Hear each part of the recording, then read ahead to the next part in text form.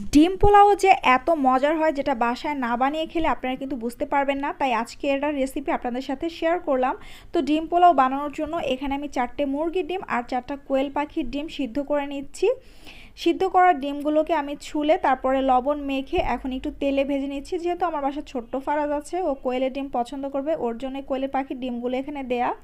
তো ডিমগুলো ভাজা হয়ে গেছে, এখন তুলে নিচ্ছি। এর মধ্যে এখন আমি ভেজে নিচ্ছি নতুন আলু। আলুটাকে সুন্দর করে কেটে ধুয়ে লবণ মেখে নিয়েছি, এখন ভেজে নিচ্ছি। নতুন আলুর টেস্ট কিন্তু খুবই ভালো আসে। তো এখানে আমার আলুটাও ভাজা হয়ে গেছে, এটাকে আমি বাটির মধ্যে উঠিয়ে নিচ্ছি। এই তেলের মধ্যে আমি মশলাটা ভুনা করে নেব, তাই আমি এখানে পেঁয়াজ কুচি, দারচিনি, এলাচ আর তেজপাতা দিয়ে ভেজে নিচ্ছি। তো এখন আমি এর মধ্যে দিয়ে দিচ্ছি আদা বাটা, রসুন বাটা, জিরা বাটা আর পেঁয়াজ বাটা। মশলাটা যাতে পুড়ে না যায় এর মধ্যে আমি দিয়ে দিব পানি। আমি বাটিটা ধুয়ে একটু পানি দিয়ে দিচ্ছি। এরপরে আমি এর মধ্যে দিয়ে দিচ্ছি স্বাদ মতো লবণ। আপনারা কিন্তু লবণটা যার যার মতো অ্যাডজাস্ট করাই নেবেন। আর এখানে আমি দিচ্ছি লাল মরিচের গুঁড়া। পোলাওয়ের কালারটা যাতে ফ্যাকাশে না আসে এই জন্য আমি এখানে একটু লাল মরিচের গুঁড়া দিচ্ছি, সুন্দর একটা কালার আসবে। এরপরে আমি একটা মিক্সড মশলা এখানে দিয়ে দিলাম। এটা রেসিপি আমার চ্যানেলে দেওয়া আছে, চাইলে দেখে নিতে পারেন। এবং এখানে জয়ফল, জায়ত্রী, শাহি মশলা, অনেক ধরনের সব মশলা মিলিয়ে তারপরে গুঁড়া করে রাখা হয়েছিল। এখন আমি দুধের মধ্যে লেবু চিপড়ে একটু দই বানিয়ে এটা দিয়ে দিচ্ছি। এখন এই ঝোলটার মধ্যে আমি দিয়ে দিব প্রথমে আলুটা ভালো করে একটু সেদ্ধ করে নেব, তারপরে বাকি ডিমগুলো দিয়ে দিব। তো এখন আমি এর মধ্যে দিয়ে দিচ্ছি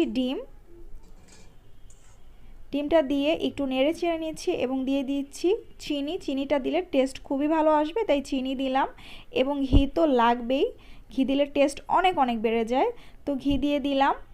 তো এখানে আমার ডিম আর আলুটা কিন্তু রান্না হয়ে গেছে, আমি এখন এটাকে চুলা থেকে নামিয়ে নিচ্ছি। আর একটা হাঁড়িতে আমি পোলাও রান্না করব। তো পেঁয়াজটা ভেজে ধুয়ে রাখা পোলাওর চাল এবং লবণ দিয়ে দিলাম এবং পোলাওর চালটাকে একটু সুন্দর করে ভেজে নিচ্ছি। পোলাওর চালটা ভাজা হয়ে গেলে এর মধ্যে আমি দিয়ে দিচ্ছি গরম পানি। তো 1 মগ চালে আপনারা 2 মগ পানি দিতে পারেন বা একটু কমাই দিলে ভালো হয়, পোলাওটা সুন্দর আসবে। তো এর মধ্যে আরও আমি গুঁড়া দুধ এবং 2টা মরিচ কেটে দিয়ে দিলাম আর গুঁড়া দুধ দিয়ে দিলাম। আরও দিয়ে দিলাম চিনি, পোলাওয়ের টেস্ট ভালো আসার জন্য। আপনারা চাইলে এই চিনিটা স্কিপ করতে পারেন। তো নেড়ে চেড়ে পোলাওটাকে আমি ঢাকনা দিয়ে ঢেকে দিব।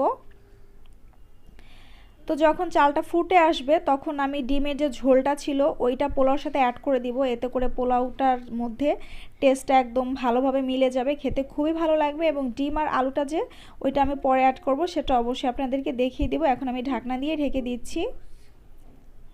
দমে যখন দিব তখন দিব কেওড়া জল দিলে খুবই সুন্দর একটা বাবরচিদের মতো ঘ্রাণ আসবে। তো কেওড়া জল দিয়ে আবার একটু ঢেকে দিচ্ছি। তারপর ঢাকনাটা উঠিয়ে যখন আমার পোলাওটা প্রায় হয়ে আসছে আমি আরেকটু দমে দিব, কিন্তু নেড়ে চেড়ে আমি দমে দেওয়ার আগে সেই যে ডিম আর আলুটা রেখেছিলাম সেটা দিয়ে দিচ্ছি। দেখুন কালারটাই কত সুন্দর আসছে, একদম বিরিয়ানির মতো।